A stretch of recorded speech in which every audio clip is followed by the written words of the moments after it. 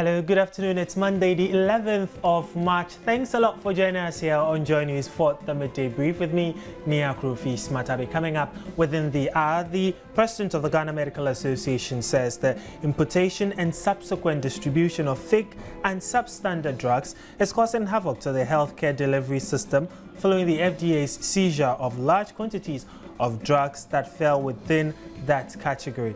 According to analysis done by economic think tank Center for Policy Analysis, about 1 billion Ghana cedis was paid to non-existent public sector employees or ghost workers in 2012. And the Danko Institute wants government to explain its commitment to RLG's $10 billion Hope City project. We have these plus wellness and some briefs coming up. Stay with us.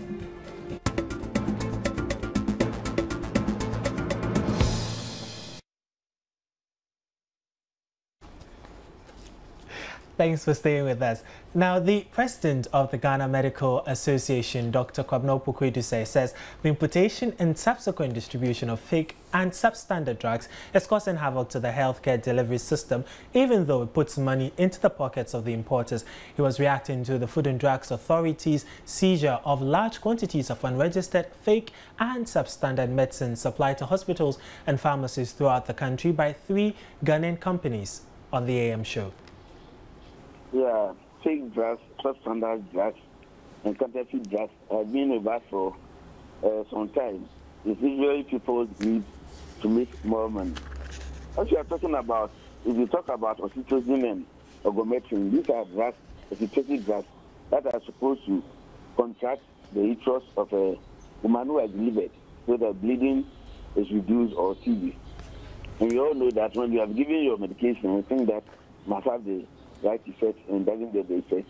The woman is still bleeding, and maybe that's why it's one of the reasons, or maybe one of the reasons why we still have a high maternal mortality rate in our country. You will recall that the high cost of maternal mortality is due to failure to stop bleeding after delivery. So this may be part of it. And generally, when you talk about substandard, fake, counterfeit drugs, these are drugs that are not supposed to, or supposed not to use the right effect, which we assess in the clinic. So this one is a dangerous situation, and I think that they have laws in the country, and they must be brought to book. Either they consciously do that, or they know that they're importing drugs that will not work the way that they're supposed to work. That's why we need to support the FDA to do the way that is doing.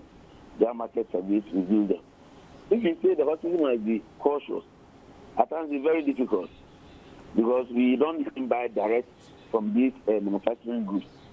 We buy from the regional medical stores. And if the regional medical stores don't also know, and then they supply it into the chain, then it causes a lot of problems. So what we need to do is what the Drugs Authority is doing there. Being put market survey and then trying to alert the general populace. The hospitals may not be too much in the danger, but if some of the drugs are antibiotics and over-the-counter medication, then the cost is even a higher problem than the hospital.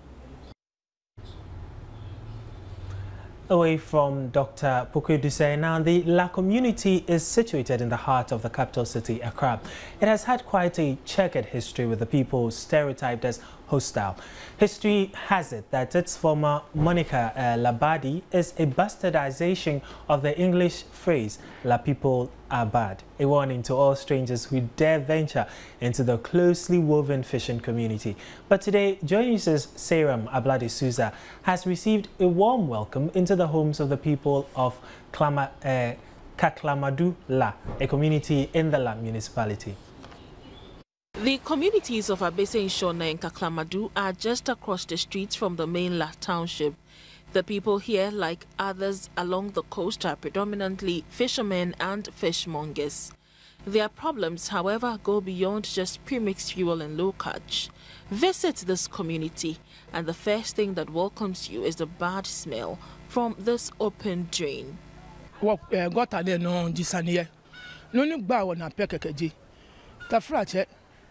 Dwe me a look at Jamami, Kaja Olympia na fair, come from in the ball she can go tammy.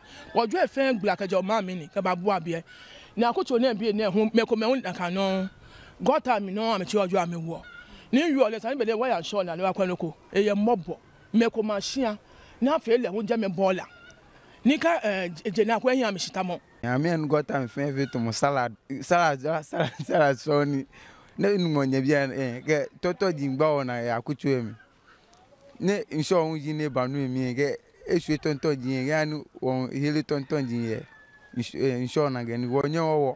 If it rains, it washes all into the sea. And then the sea intends, like you can see, the sea intends also brings the rubbish, the plastic waste, brings them back. It's filled all over. Sanitation here, community, a bit all that good. What boy modern? Yes, La is famous for its beaches. You will not be wrong to say the community is an apex for holiday makers from the capital and beyond. But the beaches are under threat from the foul smell due to open defecation on the beach by both young and old.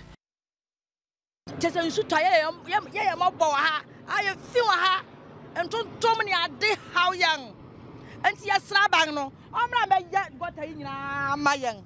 No, my public toilet to her. You'll be a pain to some men who will rub them. No, my dear, to got a bay. Ye. Oh, why and Sean? A better toilet. Fishermen also say plastic waste in the sea has forced the fish into the deep seas, thus affecting their catch. But I'm going to be a take away team, pure water rubber. We didn't bow now. I got a no song gone, my other son, you wash out. Wash out, local, and lower, and got a pure water rubber, get take our complex in there. From a son, you wash out. What way I want to go away? You look at me, I'm pure water. I'm going to scan, I'm going to bow to Mona. Why, oh, Blaya, hello, and a level. Come when never rubber when it catch me. A ball into live a gay bill. Nakanu, your mush. One may I get yapping, low rubber, the guy, low rubber. Yeah, now in the belly. They're more lower. Get my Johnny be near war. I look here, said, too. Like any standing low of Ashway.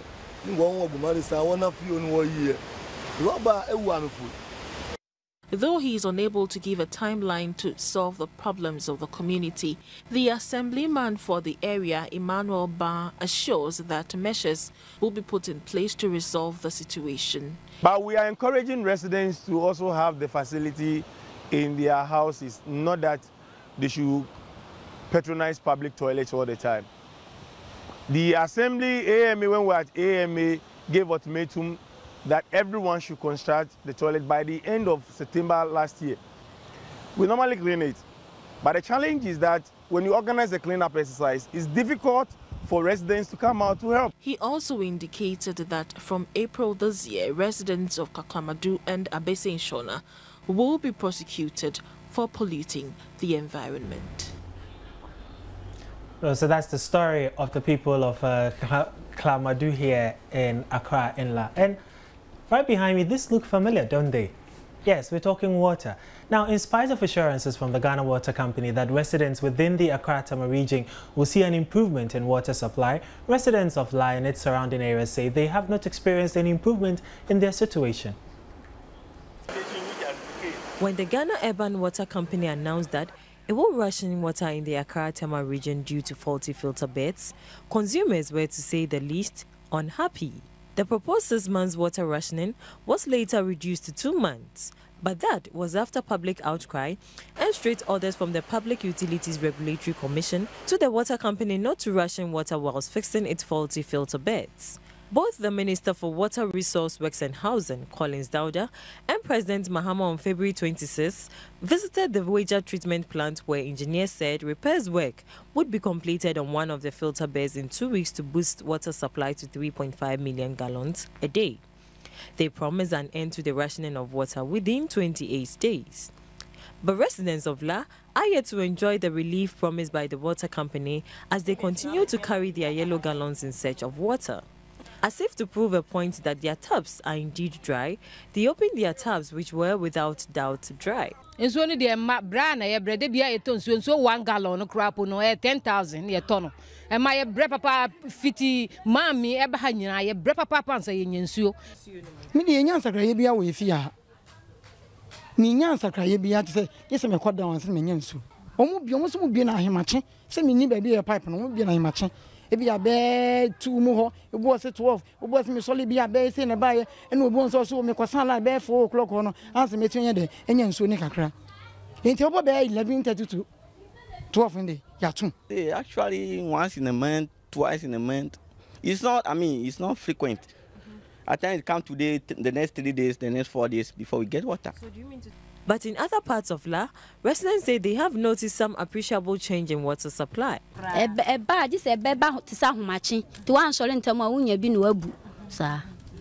Okay, no, soon the baby are somewhere 3 to 4 hours. And the bounce were master the first never and then I said, a bed by Ben Cracker, so to be China. Gallon back could made the best 7 minutes and son I am and the ubit may imagine the paddle or honey, 7 minutes for 1 gallon biana, so the kind of hours you use and son will be an soon. Until all filter beds are completely repaired, hopefully by the end of the month, residents in some parts of Accra and Tema will continue to carry their yellow gallons daily with the hope of finding their precious commodity called water. Well, now let's do something economy related. About 1.3% of Ghana's GDP, translating into over 1 billion Ghana cedis, was paid to non-existent public sector employees or ghost workers in 2013, according to analysis done by Executive Director of Economic Think Tank Center for Policy Analysis, Dr. Joe Abbey. Dr. Abbey said an average of 100 million Ghana cedis was paid to ghost employees every month in 2012. Well, Dr. Joe Abbey joins us on the line for further details about this particular development. Good afternoon to you, Dr. Abbey, and thanks for your time. Good afternoon. Okay, so tell us, what is the exact impact of this payment that we're making to the ghost workers on the country's GDP? Well, actually, it's an estimate that is based on what the Ghana government itself had made and given to the IMF last year. And it starts off by saying that the Ghana government and the IMF agreed that rationalization of civil service numbers and prudent wage bill management will be key for successful 2012. That is what was agreed. And the Ghana government also said, and this is all on the website, that as of end of June, the payroll audit had covered 75% complete. And that based on this sample, the audit promises to reduce the overall wage bill permanently by an estimated 15 to 20%. This is where the estimate is coming from. Now, if you use the range and you pick the midpoint or around the midpoint, we are about 18%, and it is that which tells you that the expected saving by the government itself on the basis of the audit was going to come up to roughly 100 million a month. And that is what we are using. That the Ghana government said that on the basis of the audit, 75% complete, the rough estimate of the saving on a permanent basis, because you're going to exercise the cost. So you're going to make a saving of 100 million. Now, when we look at the 2013 budget and the outcome, we don't see that this payroll audit result has been built into the numbers. And we are saying, hey. So what happened to the 1.2 billion or 100 million a month last year, which was being paid to ineligible or ghosts? Are we still going to keep them on the payroll? So we are saying that we are owed, the nation, Ghana, and the donor community, including the IMF, is owed some more transparency that we as Ghanaians should be able to see the full audit report. And we should be able to know the savings from the ghost. If it's not 100 million, what is it? Okay, but until the audit report comes out, how then do we ensure that this issue of ghost workers completely leaves our public sector? Because we know that we've been told that reforms are being instituted to ensure that they eliminate ghost names entirely. But here's the case: we're told about over 1 billion CDs still being paid to ghost workers. Well, how do we? But this is the problem. We've been playing with this thing. In fact, it is not in the national interest for us to all be using ghost workers. It seems like we're not serious. Somebody pays an individual that should not have been paid every month. And this is causing a drain on our coffers. It shouldn't be a question of biometric or anything else. Biometric, you can miss some people, you can put them back in. What we need, in my view, is to ask the investigation authorities in the country, whether it's serious fraud, whether it's BNI, to go to the Controller and Accountant General Department and any other agencies involved and identify these fraudulent payments that have been made because they are ineligible, and make sure that there are consequences for those who perpetrated the fraud on this nation. That is all there is to it. I don't want to be another investment into biometric and into all manner of things. It's a simple thing. Somebody has been paying people described as ghosts or ineligible workers, and this is causing a drain on the country. And I'm just saying we'll solve the problem.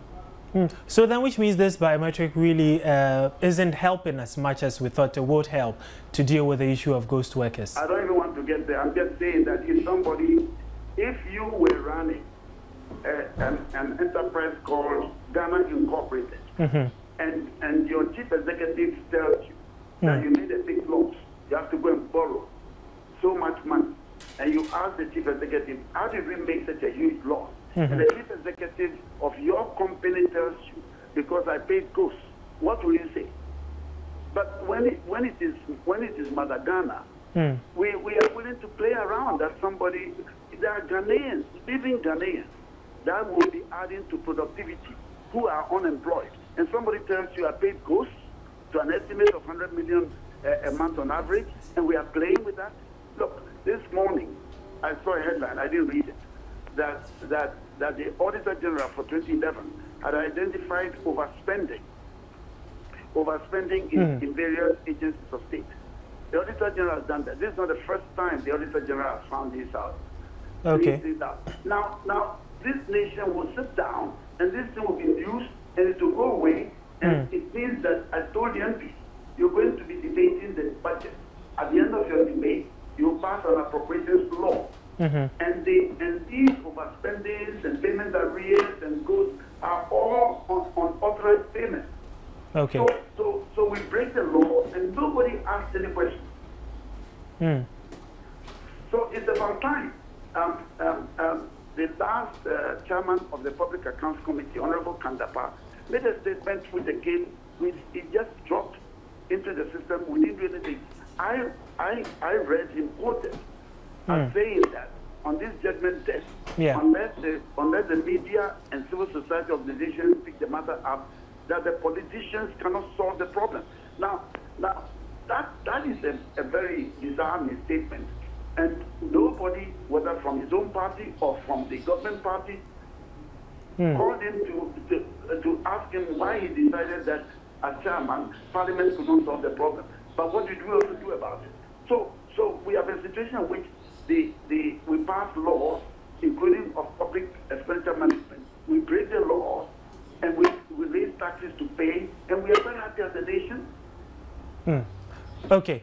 All right, Dr. Joabi, I think we'll leave it here for now. Thank you so much. Okay, thank you also for your time with us here on the Midday Brief. That was Dr. Joe Abbey. He's the Executive Director of the Center for Policy Analysis. Now let's move away from the economy a bit. Information reaching Joy News indicate that a 15-year-old boy has been murdered at Ibuakwa in the Eastern region, in the Ashanti region. Our correspondent Mohammed Nuruddin joins us with some update. Good afternoon to you, Nuruddin.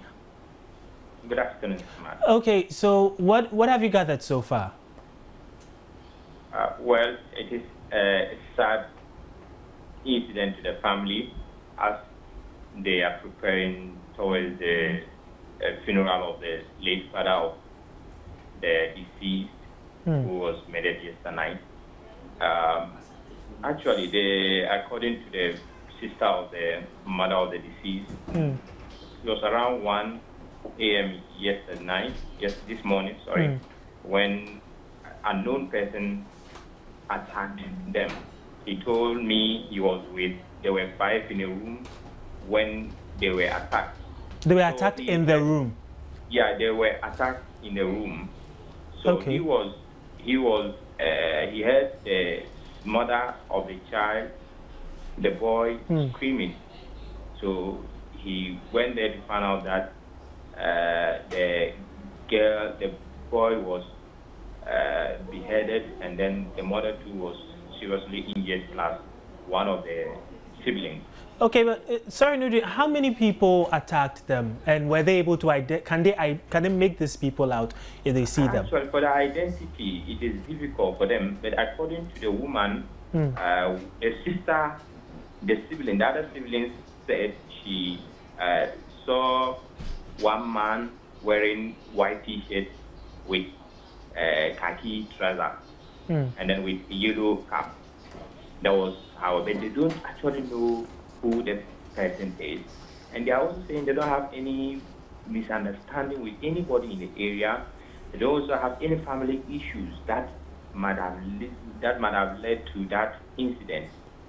So they are confused now. They don't know why that incident occurred in the family. And it was just that man who attacked them, or he came in the company of others? They saw only one person. They saw only one person? Oh, yeah. But that was even after the boy had been killed? Yes, that was after. He attacked them. That was the girl, the other sibling who is also seriously injured, told the auntie that he saw one man wearing T-shirt and a khaki trouser, yellow cap. But they don't actually know who that person is. So is the police has the police been informed about it? What are they doing about the situation? The police confirmed they have received the information and they are doing their investigation to find out who that person was. Okay. And any action will be taken against him. But I'm speaking now, the 2 other seriously injured persons are the Komponochi Teaching Hospital, we are told, and receiving medical treatment. Okay. All right. Mohammed Nuruddin, thank you very much for that update. And please keep following the story. We'll keep our viewers updated on this particular development as and when new developments occur. But you're still watching the Midday Brief with us here on Joy News. We'll be right back. Stay with us. Welcome back. President John Dramani Mahama has nominated 9 persons as Deputy Regional Minister Designate. They include Samuel Yao Edusai Ashanti Region, Justice Samuel Ejay Brongahafu Region, Queen Star Pokuya Soya Central Region, Mavis Amafrempong Eastern Region, Isaac Nijangma Vanderpoy Greater Accra Region, Daniel Awenue Siam Upper East Region, Abu Kabirabata Kasamgabata Upper West Region, Francis Ganyaglo Volta Region, and Alfred Ekojan Western Region. A statement signed by Dr. Raymond Atuguba, Executive Secretary to the President Sunday, said the appointees were done in accordance with Article 265, Section 2 of the 1992 Constitution. Away from that, even before the Supreme Court gives its ruling on the election petition case before it, pro-opposition pressure group Let My Vote Count Alliance is assuring its members the ruling will be in favor of Nana Akufo-Addo. They gave the assurance during their public meeting at Dansoman in their Blekuma West constituency on Sunday. Members of the Let My Vote Count Alliance still hold the view that the December polls were fraught with irregularities which robbed the NPP presidential candidate Nana Addo Dankwa Akufo-Addo of victory. Spokesperson for the group, David Asante, told the gathering they were solidly behind the petitioners in the case and hoped that the Supreme Court will rule in their favor, as there is enough evidence to overturn the election results. He added the alliance will press on until justice was served. The petitioners used a very palatable language, almost said they were irregularities.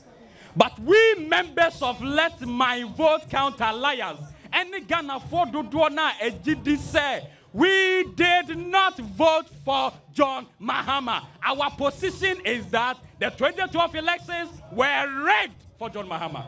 MP for Tema East, Daniel Nee Titus Glover, stressed that the alliance was not a terrorist group and nobody could stop them from operating. Jenny won from bomb. Allah won fair basa basa. She constitutional how as freedom of association. Monaveka no kongba na menye na mejui. Or NDCB national security, they are here. BNI, police, they are here. Listen and listen well. There is nobody who can resist or can stop this group from telling the people of this country what happened on the day of elections. Whether you are police, you are Bevrolate, you are General Mensa, you are nobody. Present at the gathering were MP for Ablekuma West, Esila Osu, former Finance Minister Yao Osafo-Mafo, as well as representatives from the PNT and PPP. The verbal abuse that characterized previous gatherings of the group were toned down, even though some members used uncomplimentary words against the chairman of the EC.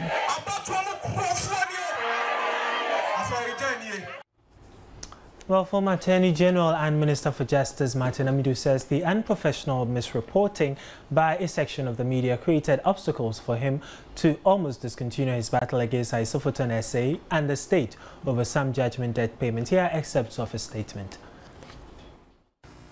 According to the statement, Martin Amidu says he felt so low and abused on 7th March 2013 as having been treated as a surrogate of the Attorney General or the government in suing the Attorney General and Isofoton SA and Anani Ejaifosen for their conduct in settling the pain in the case of the Attorney General and Government of Ghana and making claims against the Republic of Ghana in the case of the other two, when they each knew that the contracts upon which the claims were made had not as international business transactions been laid before and approved by Parliament.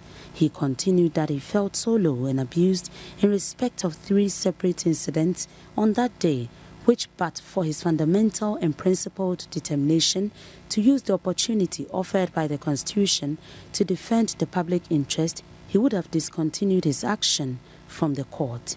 He noted that it was important to share his perspective with the public, whatever eventually the outcome of the case may be. He said he stopped writing or commenting on national affairs at the beginning of November 2012 because of the impending elections and the need to put Ghana first by not contributing to the already high emotional tensions of that period. The pendency of the elections petition immediately after the election, according to him, informed his decision to stay out of any comments that may feed the continued tension. He said he became aware for the first time through the Attorney General's incompetent application that Isofoton SA and Anani Ejaifosen were still in the High Court, asking for interest on their alleged claims and forcing the judgment by a number of applications. Martin Amidu indicated that the more indefensible, serious and professionally fundamental abuses he received came from a section of the Fourth Estate of the realm, the media. The abuses, as stated, included misrepresentation of the efforts at retrieving the sovereign people of Ghana's money for them. He concluded that those who do not know how to address him should just call him Martin or Amidu, or yet still Martin Amidu, and he will not take any offense. But it is abusive for anyone to address him as Honorable or Mr. or what do you call yourself now, because those violate his human dignity as a citizen of Ghana, which the Constitution holds inviolable. Away from Mr. Martin Amidu, the chairman of the Public Accounts Committee, Kweku Ajiman-Menu, has told Metropolitan, Municipal and District Chief Executives they have no business blocking MPs from accessing their share of the District Assembly's Common Fund.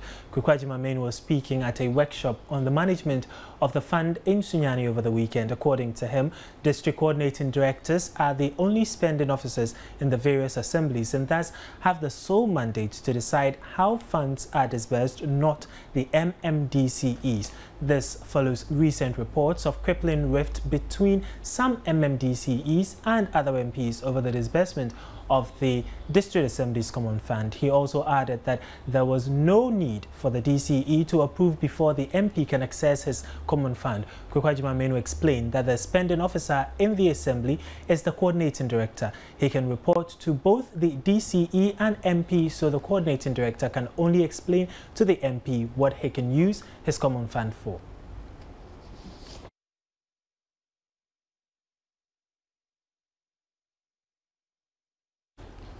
Now, the Dankwa Institute has asked the government to explain to Ghanaians the nature of its commitment towards the $10 billion RLG Hope City project, which was launched on March 4. According to the institute, while they welcome the initiative, which is a public-private partnership, it is important for the government to disclose how much is being committed to the partnership. A statement released by the institute on Sunday said, quote, "We at the Dankwa Institute wish to find out from government and indeed RLG Communications what is the nature of the commitments financially and the like, and what government is making on behalf of the Ghanaian people towards this $10 billion project. The 2013 budget is surprisingly quiet on the Hope City project, which is due to start this year and to be completed in 2016, unquote.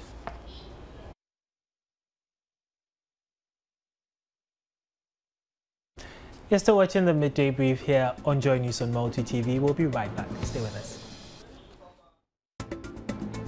Now let's do some wellness. The use of recycled water bottles for drinking water and for the sale of food and drinks has become prevalent, exposing the public to great health dangers. Some studies have also indicated that there are several dangers associated with the reuse of water bottles, as it aids in the spread of communicable diseases and even may lead to food poisoning, infections, and even skin problems.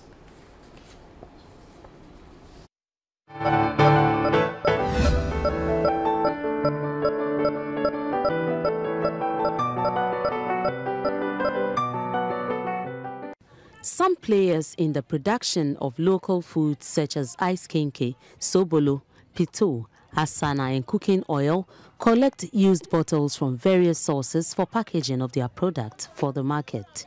Unfortunately, these poorly cleaned bottles, which are usually used to sell foods that contain sugar and milk, make it even more dangerous, as the sugar and milk act as substances on which bacteria feed and grow. Many of those who reuse the bottles do not even clean them with running tap water and soap, but rather in bowls of water that easily get contaminated, as chemical residues may be left in them, leading to food poisoning and the spread of diseases. We do not know how well these bottles are washed, what the previous content had been. Nobody is doing any carryover test to see whether the bottles are the soaps that were used or detergents used in cleaning these bottles have been rinsed off completely from these bottles, and then they pack these products into them. The products are not properly sealed, and therefore anyone who patronizes these products is most likely going to suffer some form of discomfort. The Food and Drugs Authority, FDA, is therefore warning against the use of these recycled bottles, as it puts the public at risk. We are not discouraging you, but we can't also allow you to do that at the expense of public health and safety. So if you are a consumer out there and then you are fond of patronizing these sobolo and all that, now there are people who are producing sobolo and using virgin bottles, well packaged and preserved.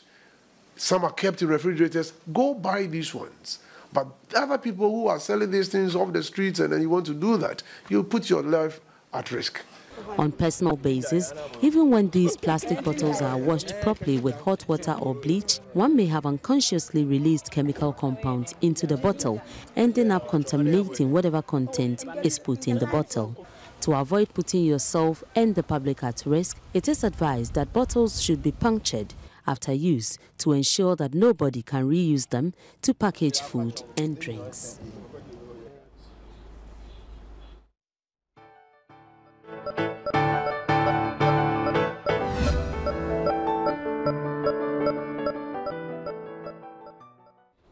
Good advice. Maybe you might want to stick with the virgin bottles. It will do you a lot of good.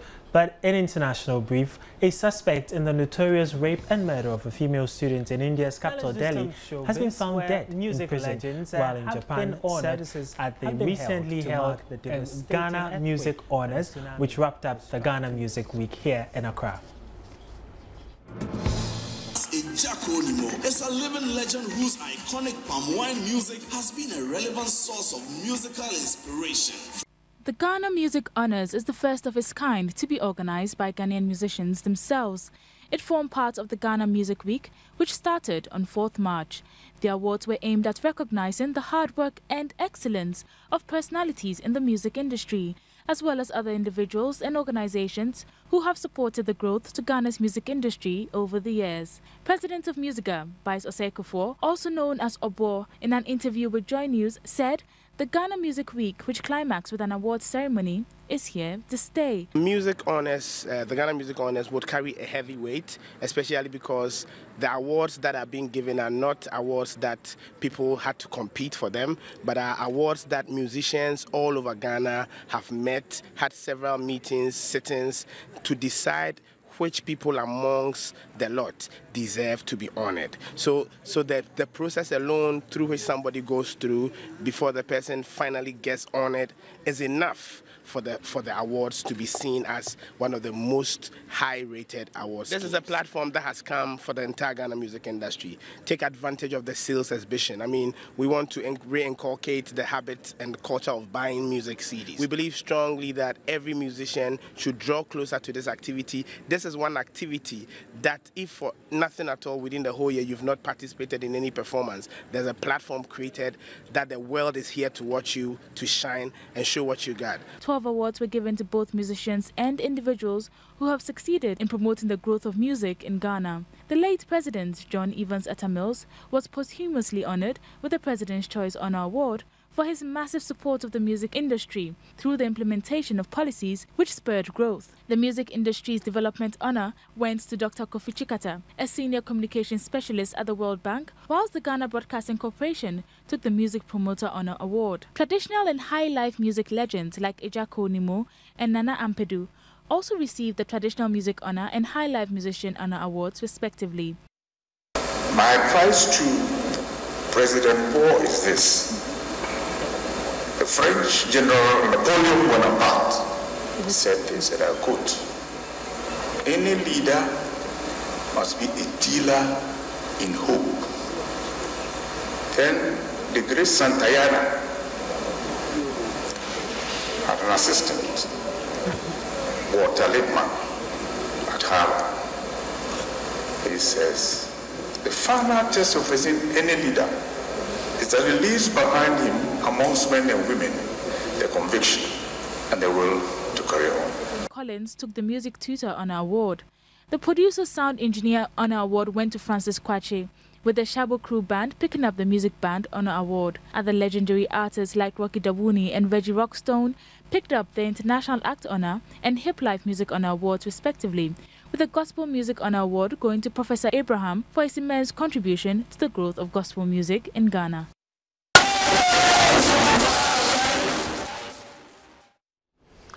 Well, still in the world of showbiz, the first ever Ghana Music Honours Awards, which took place Saturday night, and although the event did not attract lots of music lovers and fans, it attracted the presence and performances from the best in the field of music, both young and old. There were thrilling performances ranging from palm wine music, high life, gospel, hip life, and reggae dancehall. So, just in case you did not find your way there to witness some of the performances, here's what we've got for you from the Ghana Music Honours Awards.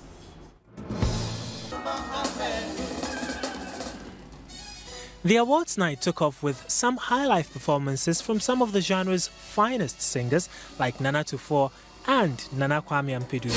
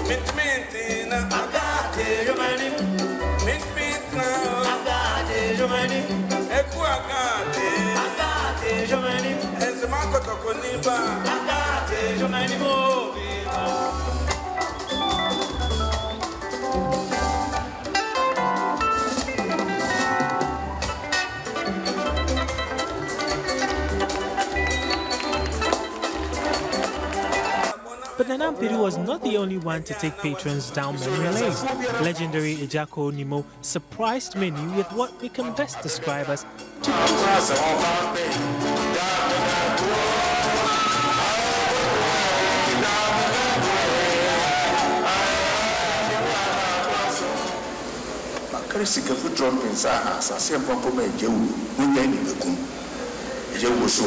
when she has every painting didn't burn the map of Property in the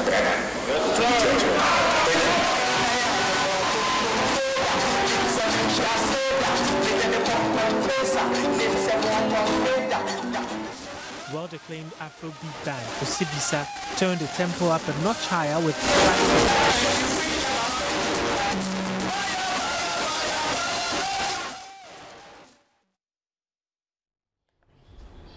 Well, it's always refreshing to know that the old still have their groove on. I mean, talk about Ejako Nimo, talk about Nagata Man, well, okay, I won't tell you what I was doing, but let's move ahead now into sports. And former Ghana Football Association Chairman Dr. Nyahu Tamaklu says the Kwesi Nyantakyi-led administration must not give up on convincing the Ayew brothers to rescind their decision of temporarily quitting the Black Stars. And also, Chelsea interim boss Rafael Benitez says Manchester United manager Sir Alex Ferguson ignored the handshake before Sunday's FA Cup quarter-final.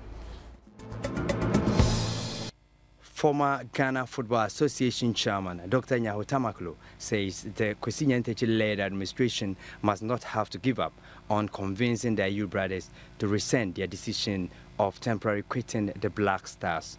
Andre and Jordan have ruled out the immediate return after requesting to temporarily quit the Black Stars following their failure to make Ghana's squad for the 2013 African Cup of Nations.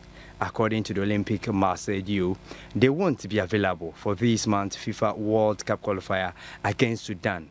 But Tamaklu says this should not be the end of the matter, as he expects the GFA to do more